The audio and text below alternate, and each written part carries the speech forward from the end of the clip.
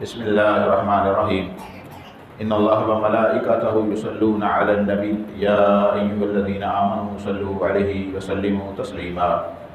سورہ احزاب کی آیت جو میں نے آپ کے سامنے تلاوت کی ہے، اس میں اللہ اور اس کے فرشتے یصلون علی النبی، نبی پر درود بھیجتے ہیں۔ یا ایھا الذین آمنوا، اے ایمان والو، صلو علیہ وسلموا تسلیما، آپ بھی پیغمبر پر درود و سلام بھیجیں۔ اس میں اللہ رب العزت مومنوں کو حکم دے رہے ہیں کہ اے ایمان والو، میں بھی نبی پر درود بھیجتا ہوں، میرے فرشتے بھی نبی پر درود بھیجتے ہیں، لہذا تم بھی نبی پر درود و سلام بھیجو۔ اب یہ بات سمجھنے کی ہے کہ اللہ کس طرح درود بھیجتا ہے، اس کے فرشتے کس طرح بھیجتے ہیں، اور ایمان والے درود کس طرح بھیجیں۔ یہ بات اچھی طرح ذہن میں رکھیں کہ اللہ کا درود بھیجنا یہ ہے کہ اللہ ہر وقت اپنے نبی پر رحمتیں نازل فرماتا ہے، یہ اللہ کا درود ہے، اور فرشتے اور مومن وہ نبی پر رحمت کے لیے جو دعا مانگتے ہیں اس دعا کو درود کہتے ہیں۔ حدیث شریف میں آتا ہے کہ حضرت ابو ہریرہ رضی اللہ عنہ فرماتے ہیں کہ جب بندہ نماز سے سلام پھیرتا ہے اور وہ بیٹھ جاتا ہے تو الملائکۃ تصلی علی احدکم ما دام فی مصلی، ساتھ فرمایا الذی صلی فیہ ما لم یحدث تقول اللہم اغفر لہ اللہم ارحمہ۔ جب بندہ نماز ادا کر کے اپنی اسی جگہ پر بیٹھا رہتا ہے جہاں اس نے نماز ادا کی ہوتی ہے، تو رحمت کے فرشتے بھی اللہ سے ان نمازیوں کے حق میں دعا مانگتے ہیں۔ ما داما فی مصلی الذی صلی فیہ ما لم یحدث، جب تک وہ آپس میں نمازی ہم کلام نہیں ہوتے، فرشتے ایسے نمازیوں کے لیے اللہ سے ان پر رحمت کی دعائیں مانگتے ہیں۔ جب آپس میں ہم کلام نہیں ہوتے، جب آپس میں ہم کلام ہو گئے تو پھر فرشتے ان کے لیے رحمت کی دعا مانگنا بند کر دیتے ہیں۔ اس سے ایک بات یہ سمجھ آئی کہ جتنی دیر تک خاموشی سے نماز کے بعد ذکر اذکار کیے جائیں، اللہ سے دعائیں کی جائیں، اتنی دیر اس نمازی کے لیے فرشتے دعائیں مانگتے ہیں، اور جب ہم آپس میں مخاطب ہو گئے تو وہ سلسلہ ختم ہو جاتا ہے۔ پھر فرشتے رحمت کے لیے دعائیں نہیں مانگتے، وہ کیا مانگتے ہیں؟ اللہم اغفر لہ اللہم ارحمہ، اے اللہ اس نمازی کو معاف فرما دے، اے اللہ اس پر رحمت نازل فرما۔ اور یہ دعائیں کون کر رہے ہیں؟ فرشتے کر رہے ہیں۔ اب ہمیں دعاؤں کی ضرورت ہے کہ نہیں؟ ہم ہر روز یہ چاہتے ہیں کہ ہمارے لیے دعائیں کی جائیں، اور یقیناً انسان دعاؤں کا محتاج ہے، دعائیں انسان کا بہت بڑا ہتھیار ہے، دعا مسلمان کا، مومن کا ہتھیار ہے۔ ہر وقت دعا ہی دعا، مسجد میں السلام علیکم یہ دعا ہے، گھر میں داخل ہوئے السلام علیکم، راستے میں آتے جاتے کسی کو جانتے ہو نہیں جانتے ہو کہو السلام علیکم۔ اب ہمارے ہاں چونکہ یہ عادات ختم ہوتی جا رہی ہیں، صبح صبح میسج بھی بھیجتے ہیں تو good morning, good evening, good afternoon, یہ کوئی طریقہ نہیں ہے مسلمانوں والا۔ اچھا گڈ مارننگ میں کیا دعا ہے؟ گڈ ایوننگ میں یا گڈ آفٹر نون میں کیا دعا ہے؟ سوائے کافروں کی نقالی کے اور اس میں کچھ بھی نہیں۔ السلام علیکم کا معنی یہ ہے کہ تم پر سلامتی ہو، جواب میں کہنے والا اس سے زیادہ جواب دے، السلام علیکم ورحمۃ اللہ وبرکاتہ، تم پر بھی میری طرف سے سلامتی ہو، کیا ہو؟ سلامتی ہو۔ اب یہ سلامتی کی دعا ہے، لہذا دعا چلتے پھرتے اٹھتے بیٹھتے کھاتے پیتے رستے میں سفر میں ہر وقت انسان کو دعاؤں کی ضرورت ہے۔ اور نماز پڑھ کے یہ بندہ بیٹھا ہے اور سلام پھیرتے ہی باتیں شروع کر دینا، گپیں مارنا شروع کر دینا، اور اپنے گھر میں گلی میں محلے میں جو مسائل بیتے ہوتے ہیں وہ سارے مسجد میں ڈسکس کرنا۔ شیطان یہی چاہتا ہے کہ آگے مسجد میں تو بھی ان کی عبادت ضائع کرواؤ، لہذا مسجد میں آؤ، نفل پڑھو، ذکر کرو، قرآن پڑھو، درود شریف پڑھو، زیادہ سے زیادہ قرآن کی تلاوت، ذکر اذکار کرو۔ مسجد میں بھی آ کر ہم نے ڈیرے لگانے ہیں جو بازاروں میں لگا کے بیٹھے ہیں، تو پھر فائدہ کیا ہے؟ اللہ کی کتنی رحمت ہے کہ اللہ کے فرشتے نمازی کے لیے دعائیں مانگ رہے ہوتے ہیں۔ اللہ اکبر۔ اللہ تعالیٰ ہمیں ان نمازیوں میں شامل فرمائے جن کے لیے فرشتے بھی دعائیں کرتے ہیں۔ اللہ اکبر۔ اب یہ بات اچھی طرح سمجھ لیں کہ اللہ جو نبی پر درود بھیجتا ہے وہ کیا ہے؟ اپنی رحمت کا بھیجنا، چونکہ ہم رحمت نہیں بھیج سکتے، فرشتے رحمت نہیں بھیج سکتے، اللہ رحمت نازل کرتا ہے۔ اللہ کا رحمت نازل کرنا یہ اللہ کا درود ہے۔ فرشتے اور عام مسلمانوں مومنوں کا نبی پر رحمت کی دعا کرنا یہ ہمارا درود ہے۔ اللہم صلی علی محمد، یہ ہم مانگ رہے ہیں۔ یہ کیا مانگ رہے ہیں؟ دعا۔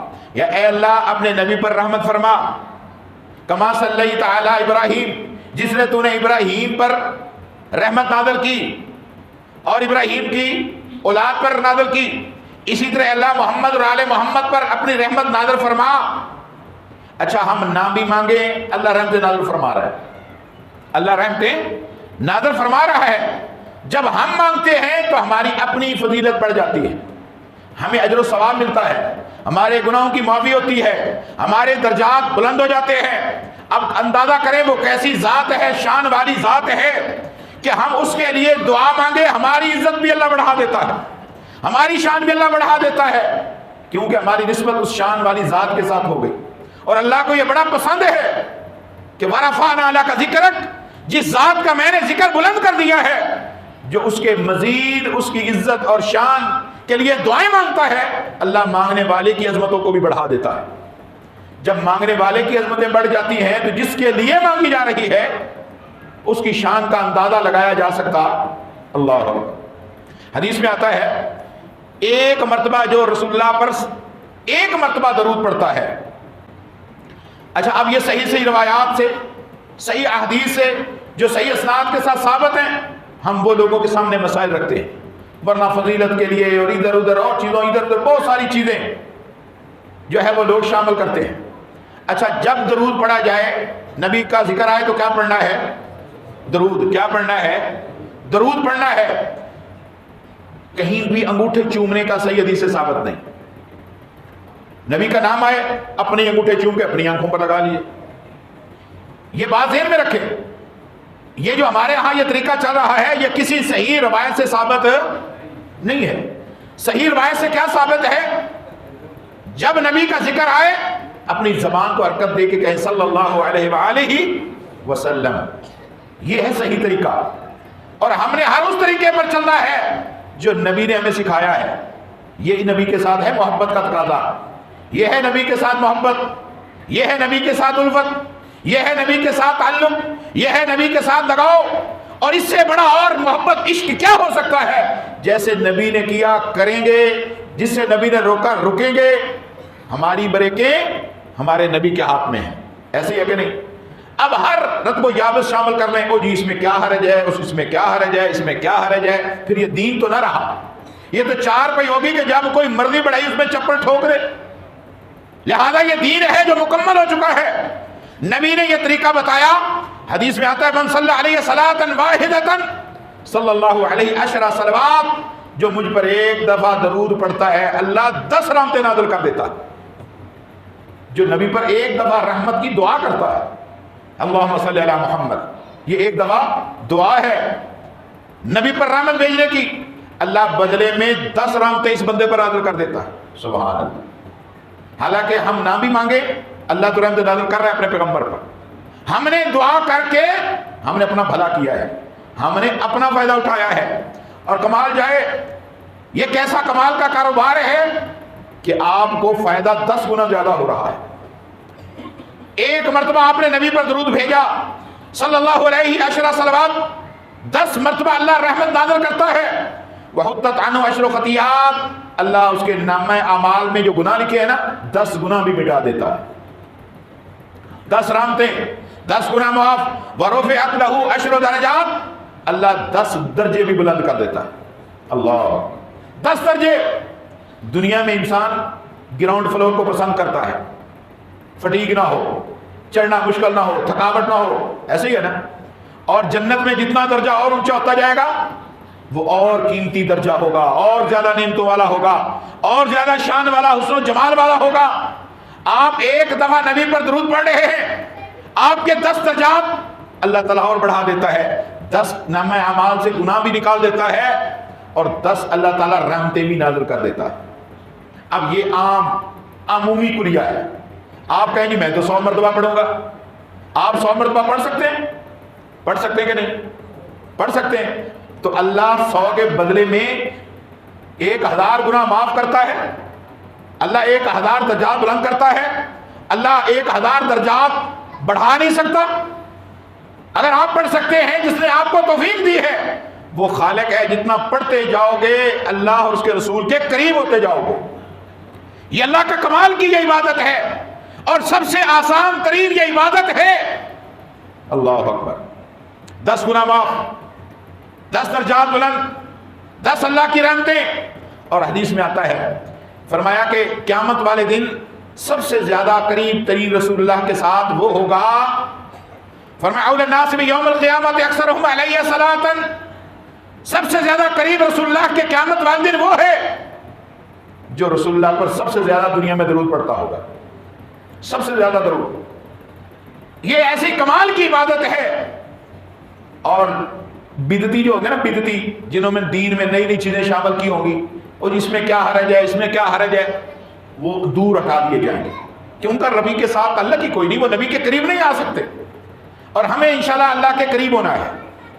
جو رسول اللہ کے زیادہ قریب ہے وہ اتنی اللہ کی رحمت میں ہوگا۔ اب دنیا میں صحابہ میں سب سے زیادہ قریب رسول اللہ کے کون ہے؟ سیدنا ابو بکر، یہ اللہ نے شان ان کو دی ہے۔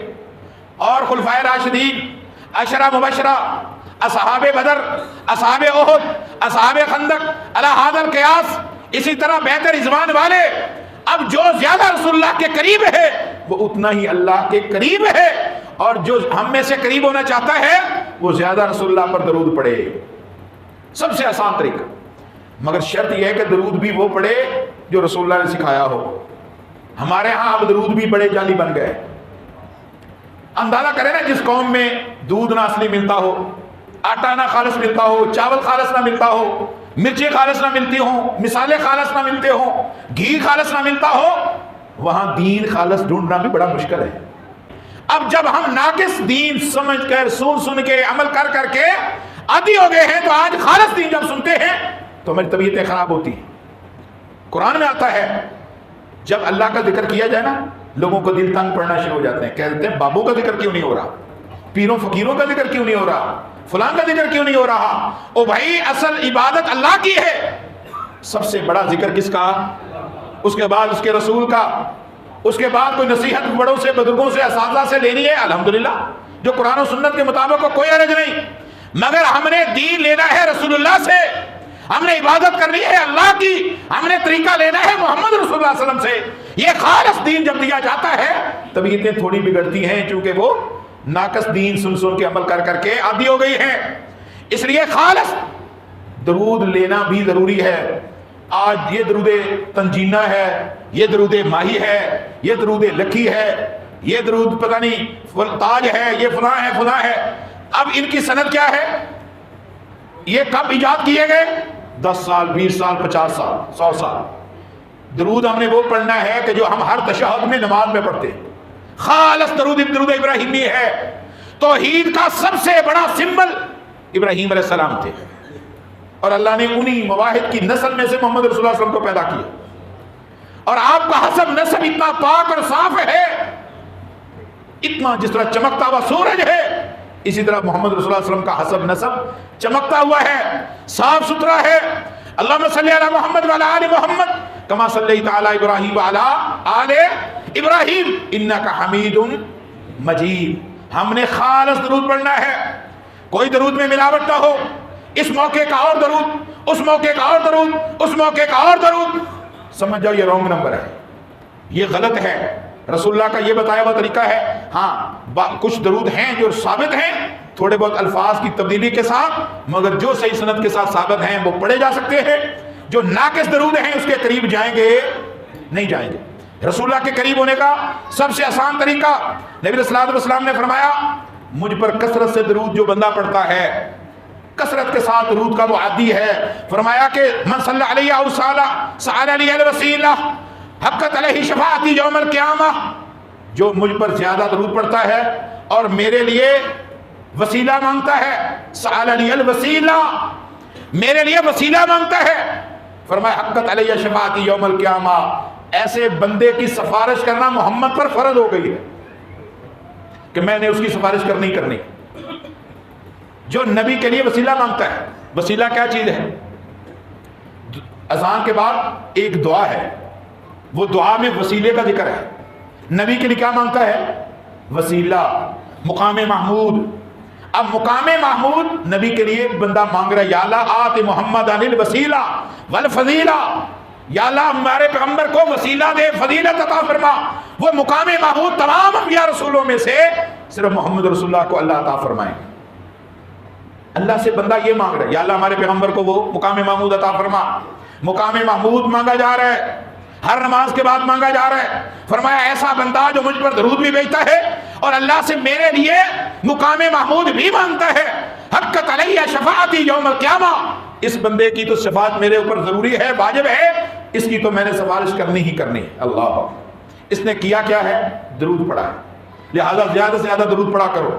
اور درود ایک ایسا مجرب نسخہ ہے رزق بڑھانے کا، اولاد بڑھانے کا، مال بڑھانے کا، عزت بڑھانے کا، ہر مشکل میں کام آنے کے لیے ایک ایسا مجرب نسخہ ہے کہ اس کے مقابلے میں کوئی نسخہ اس کے برابر نہیں.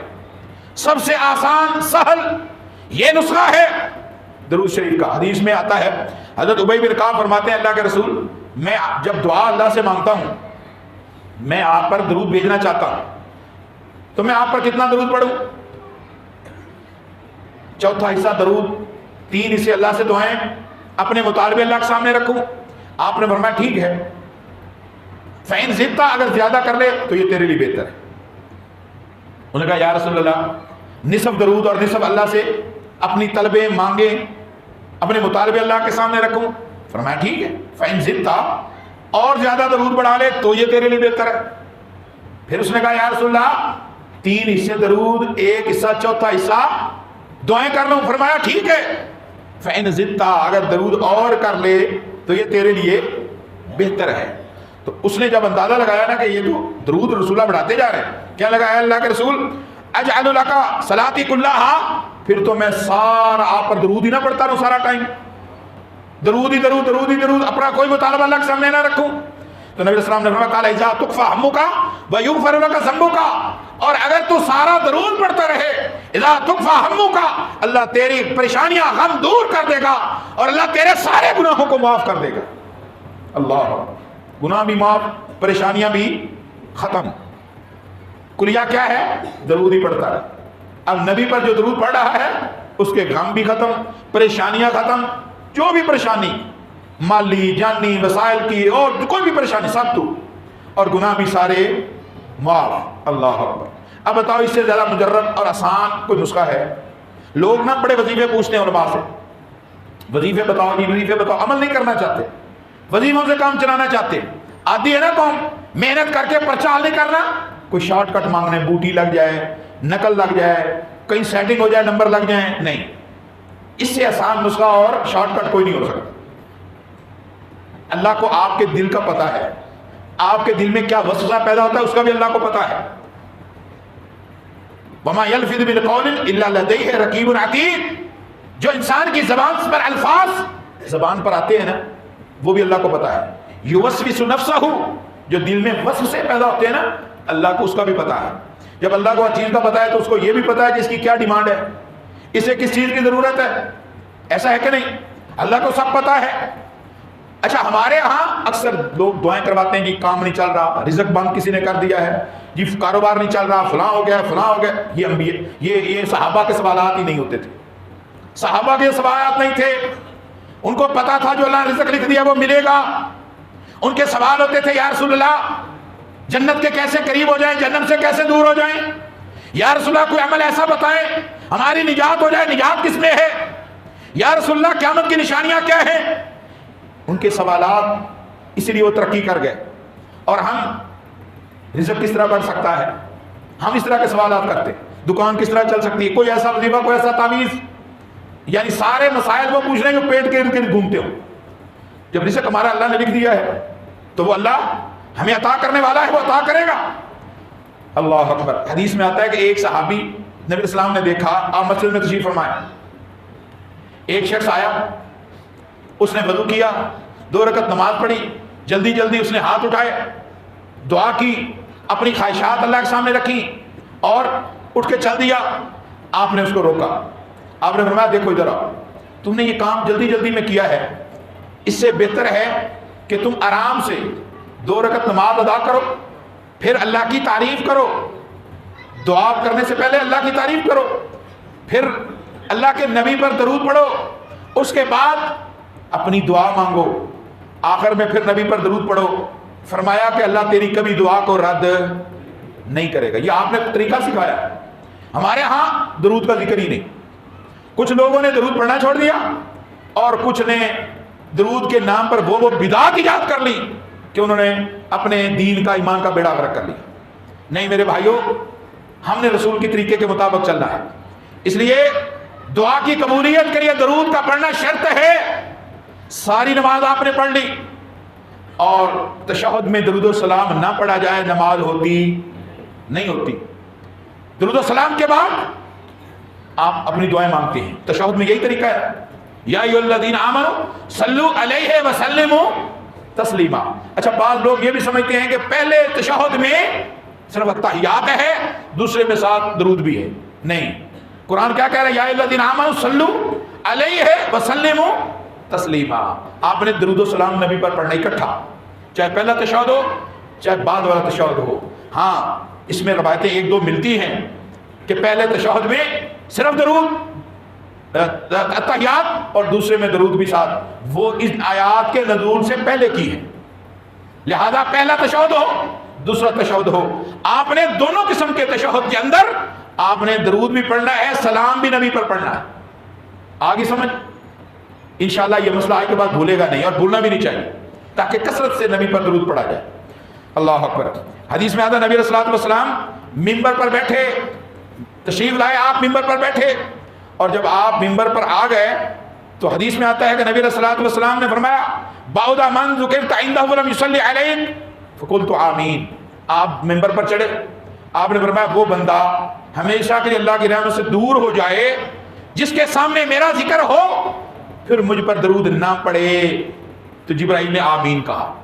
یعنی ایسا بندہ جس کے سامنے نبی کا ذکر ہو، اس سے بڑا بدبخت کون ہے کہ نبی پر درود ہی نہیں پڑھ رہا. اتنا بخیل ہے، اتنا گھٹیا انسان ہے. اور ایک لفظ حدیث میں بخیل کے الفاظ موجود ہیں، اس سے بڑا بخیل کوئی نہیں کہ جو نبی کے ذکر آنے پر بھی نبی پر درود نہیں پڑھ رہا. اللہ اکبر. تو جب نبی علیہ السلام کا نام آئے محمد، سارے پڑھیں بھی محمد، بڑے محبت کے ساتھ، بڑی پیار کے ساتھ تصور میں رکھ کے نبی کی ذات کتنی اعلیٰ ہے، کتنی بالا ہے، کتنی بلند ہے. اور اگر میں یہ کہوں تو یہ بات غلط نہیں ہے، جہاں جہاں میرے رب کی ربوبیت ہے وہاں محمد رسول اللہ کی مصطفیٰ ہے. اور ہر وہ چیز آسمان میں ہو زمین میں ہو، اللہ پر ایمان ہونا ضروری ہے اور محمد کی مصطفیٰ کو ماننا بھی اتنا ہی ضروری ہے. یہ ہے ہمارا عقیدہ. دیکھو نا، جبرائیل رسول اللہ کے ساتھ جا رہے ہیں، رسول اللہ کے ساتھ جاتے جاتے معراج میں رک گئے، رسول اللہ اس سے بھی آگے گئے، اس سے بھی آگے گئے. کیوں؟ جبرائیل کو اس سے آگے اجازت نہیں اور نبی کو اس سے آگے جانے کی بھی اجازت ہے. مگر یہ مسئلہ بھی ذہن میں رکھیں، بعض لوگ یہ مسئلہ بیان کرتے ہیں کہ آگے جا کے انہوں نے اللہ سے ڈائریکٹ زیارت کی ہے. یہ بھی حدیث میں آتا ہے کہ یہ غلط ہے. 70,000 پردے ابھی بیچ میں باقی تھے، تب ملاقات ہوئی. فَأَوْحَا إِلَىٰ عَبْدِهِ مَا أَوْحَا. قرآن کہتا ہے وہاں بھی اللہ نے وحی کے ذریعے باتیں کی. فَأَوْحَا إِلَىٰ عَبْدِهِ، ہم نے اپنے بندے کے ساتھ وہاں بھی وحی سے بات کی. مگر جبریل سے آپ بہت آگے چلے گئے. یہ میرے نبی کی عزت و شان ہے، مگر اس میں ایگزیجریشن نہیں ہونی چاہیے کہ اللہ کے آمنے سامنے ملاقات ہوئی. نہیں، یہ جھوٹ ہے. سیدہ عائشہ فرماتی ہیں جو یہ بات کرتا ہے وہ سب سے بڑا کذاب ہے اور نبی کی ذات پر جھوٹ باندھ رہا ہے. کیونکہ نبی اسلام سے سوال کیا گیا تو آپ نے فرمایا میری سامنے ملاقات نہیں ہوئی. اب ہم یہ پچنے لگاتے کیوں ہیں؟ اس لیے کہ ہمیں سکون نہیں آتا. ہم عادی ہیں نا کلابے ملانے کے، اپنی اپنی پارٹیوں کے لیڈروں کے کتنے ہم شان بڑھا دیتے ہیں، وہاں تک ان کو لے جاتے ہیں، نعوذ باللہ من ذالک. ٹھیک ہے نا؟ تو جب ان کی یہی تعریف بیان کرنے کی آتی ہیں، تو جب اللہ کے رسول کی بات آتی ہے تو پھر ساری برکتیں ٹوٹ جاتی ہیں. نہیں، رسول اللہ صلی اللہ علیہ وسلم کی عزت، شان، مقام وہ کریں جو اللہ نے قرآن میں اور نبی نے اپنے فرمان میں بیان کیے اور صحابہ نے عمل کر کے دکھایا ہے. حدیث میں آتا ہے البخیل الذی من ذکرت عنده فلم یصلی علی، اس بندے سے زیادہ بخیل کون ہو سکتا ہے کہ جس نے میرا ذکر آ کر بھی درود نہیں مجھ پر پڑھا؟ یہ بندہ بخیل ہے.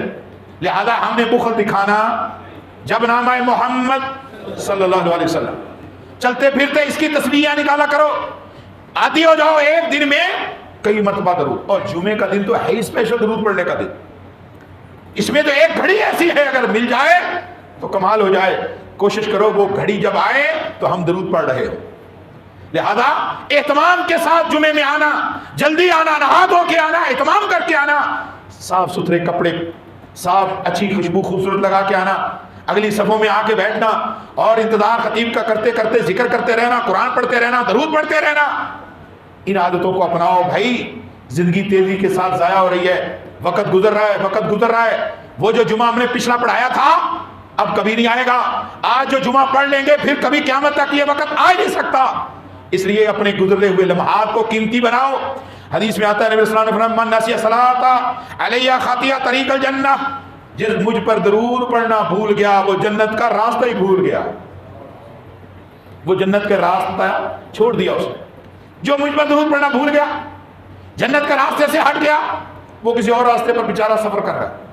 اس لیے جو جنت کو موٹر وے جاتا ہے وہ درود شریف پڑھنے سے آپ اس موٹر وے پر چڑھیں گے.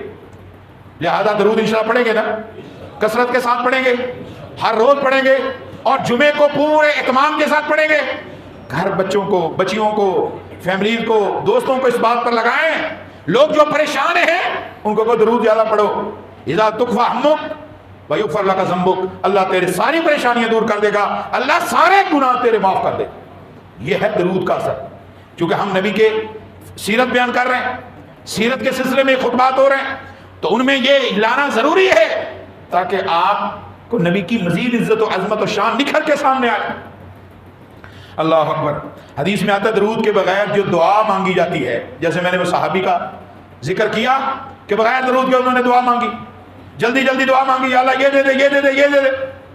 اب دیکھو نا، لوگ کہتے ہیں ائمہ کو، خطبہ کو، نیک لوگوں کو کہ جی دعا کروائے، اچھی بات ہے، فرائض کے بعد دعا قبول ہونے کا وقت بھی ہے. مگر خطیب کو یا امام کو کیا پتا کہ آپ کی کیا خواہشات ہیں؟ خطیب جانتا ہے؟ امام سے بتائیں، خطیب جانتا ہے؟ کوئی پیر جانتا ہے؟ کوئی مولوی جانتا ہے؟ نہیں. کون جانتا ہے؟ بولنے ذرا خوب بولے، کون جانتا ہے؟ اللہ. جو اللہ جانتا ہے وہ اللہ تمہیں یہ کہہ رہا ہے یا ایھا الذین آمنوا صلوا علیہ وسلموا تسلیما، وہ اللہ تمہاری دعائیں قبول کرنے کے لیے تمہیں طریقہ بتا رہا ہے. یہ کر لو، اس طرح کر لو، اس طرح کر لو. اللہ خود طریقہ بتا رہے، لہذا اللہ کے بتائے ہوئے طریقے پر آؤ. اللہ کو ہر دل کی خواہشات کا پتہ ہے، اور وہ بہترین آسان طریقہ درود شریف. نبی صلی اللہ علیہ وسلم کل دعاء محجوب حتی یصلی علی النبی، ہر مانگی ہوئی دعا قبول نہیں ہوتی جب تک نبی پر درود نہ پڑھ لیا جائے. دعا آپ نے کی بڑی للہیت کے ساتھ، بڑی عاجزی انکساری کے ساتھ، مگر درود شامل نہیں، معلق ہے، دعا رک گئی. درود پڑھیں گے تو یہ درود ایسے اس کو لے کر اوپر جائے گا جیسے برود نہیں گولی کو آگے لے کر جاتا. اللہ فرمایا کل دعاء محجوب حتی یصلی علی النبی، جب تک نبی اسلام پر درود نہیں پڑھا جاتا وہ دعا اٹکی رہتی ہے. اب وہ جو دعائیں اٹکی ہوئی ہیں ہم چاہیں گے نا کہ وہ اللہ تک پہنچ جائیں اور اللہ ان کو قبول کر لے، تو پیچھے سے دعا سے دھکا لگاؤ، درود سے دعا سے دھکا لگاؤ، دعائیں انشاءاللہ اللہ تک پہنچے گی، اللہ قبول فرمائے گا. کبھی مایوس نہ ہو اس بات سے کہ دعا قبول نہیں ہوتی. او بھائی دعا کوئی رد ہی نہیں ہوتی. آپ اس طریقے سے مانگیں، پورا اہتمام کریں جو اسپیشل کوئی آپ کی خواہش ہے، باوضو ہو کے 2 رکعت نماز ادا کر کے، پھر ہاتھ اٹھا کے آپ نبی کی، اللہ کی تعریف کر کے، نبی پر درود پڑھ کے پھر اپنی خواہش اللہ کے سامنے رکھو. نہیں بھی رکھو گے اللہ کو تو پتہ ہی ہے، پر چلو اپنے اطمینان کے لیے اپنی خواہش اللہ کے سامنے رکھو. اور دعا کے اختتام سے پہلے آپ پھر درود پڑھو. وہ دعا رسول اللہ فرماتے دعا رد ہی نہیں ہوتی. اچھا بسا اوقات انسان کو چاہیے ہوتا ہے کہ جی ابھی قبول ہو. اللہ کو پتا ہے کہ اس کے لیے اب یہ چیز ابھی ٹھیک ہے کہ نہیں، اللہ کو پتا ہے. لہذا کسی دعا کی قبولیت فوراً نظر آ جائے رب کا شکر کرو، اور اگر نہ نظر آئے فوراً قبولیت تو 10 مرتبہ زیادہ رب کا شکر ادا کرو. آپ کہیں گے یہ کیا کہہ رہے ہیں خطیب صاحب؟ ہاں اس بات پر کہ اللہ کو معلوم ہے میرے لیے کون سی چیز اب بہتر ہے اور کون سی چیز کچھ دیر کے بعد بہتر ہے. اللہ نے آپ کی بہتری کا فیصلہ کیا ہے. اور دوسرا حدیث میں آتا ہے کہ اللہ تعالیٰ اس کو پار کر لیتا ہے اپنے پاس، اس دعا کو، کہ ابھی اس کی ضرورت نہیں، یہ جلد بازی کر رہا ہے. جب وقت آتا ہے یہ اللہ سے مانگنا ہی چھوڑ دیتا ہے. ایسا بھی نہیں کرنا. یہ ٹائم سرور آدمی ہے، فائدہ اٹھانے کے لیے آتا ہے. مشکل آئی بھاگ کے آیا، مشکل نکل گئی اللہ کو بھول گیا. نہیں، یہ ٹائم سرور نہیں ہم نے پڑھنا. ہم نے مانگتے رہنا. اللہ سے مانگنا بھی عبادت ہے. آپ عبادت جاری رکھیں، مانگتے رہیں. حدیث میں آتا ہے کہ ایک بندہ جو سمجھتا ہے کہ میری ایک بھی قبول نہیں ہوئی، اللہ کہتا ہے میں ساری اس کی دعائیں آخرت میں صلہ دینے کے لیے اپنے پاس محفوظ کر لیتا ہوں. جب یہ بندہ اللہ کے پاس جائے گا نا، اللہ اس کو اس کی دعاؤں کا صلہ دے گا. یہ بندہ خواہش کرے گا کاش دنیا میں ایک بھی قبول نہ ہوتی. دیکھو نا، یہ تو چند دنوں کی زندگی ہے نا، گزر جائے گی. کچھ گزر گئی، زیادہ گزر گئی، تھوڑی رہ گئی. اگلے لمحے کا تو کوئی پتہ نہیں کسی کو. تو جو مانگی ہوئی دعائیں آگے اللہ اس کو صلہ دے، قبر میں کامیابی ہو جائے، آخرت میں کامیابی ہو جائے. قرآن کہتا ہے فمن زحزح عن النار وادخل الجنة فقد فاز. یہ دنیا کی کامیابی تو کوئی کامیابی ہی نہیں. اصل کامیابی یہ ہے جو اس دن قیامت والے دن کامیاب ہو گیا اور عذاب سے بچا لیا گیا اور جنت میں جس کو داخلہ مل گیا، حقیقی وہ کامیابی ہے. اللہ سے دعا کریں اللہ ہمیں نبی پر درود پڑھنے کی توفیق عطا فرمائے. جتنا زیادہ درود پڑھے اللہ قبول فرمائے. اللہ ہمارے پیغمبر کو جو عزت اور شان دی ہے، اللہ ہمیں نبی پر مزید درود والی دعائیں پڑھنے کی توفیق عطا فرمائے. آسا مہندی واللہ اعلم بالصواب.